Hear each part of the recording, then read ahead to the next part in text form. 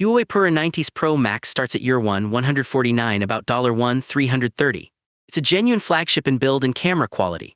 But out of the box, it has no Google Play Store, no Gmail, no Google Wallet, a direct result of the 2018 US ban that cut HUAWEI off from American companies, Google included. This isn't a budget compromise. The aluminum frame runs the full perimeter, sandwiched by Kunlun glass with buttons that feel solid and precise.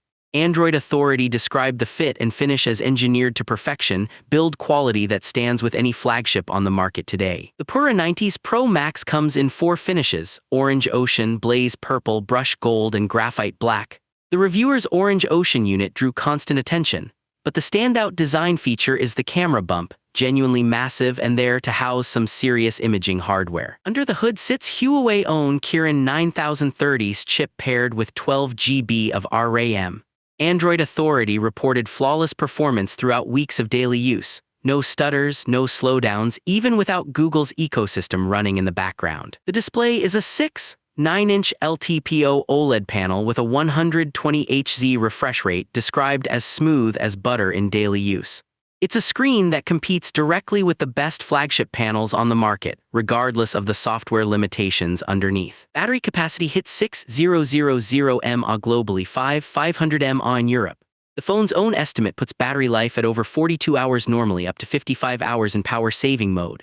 Charging is just as fast, 100W wired, 80W wireless. The reviewer never saw the battery drop below 40%. The camera system pairs a 50MP main sensor and 40MP ultra-wide with a 200MP telephoto periscope lens offering 4x optical zoom and up to 100x digital zoom. Before the Google ban, HUAWEI cameras regularly rivaled or beat the best in the industry, and this system keeps that reputation alive. Daylight shots were exposed perfectly with vibrant, natural color and strong dynamic range.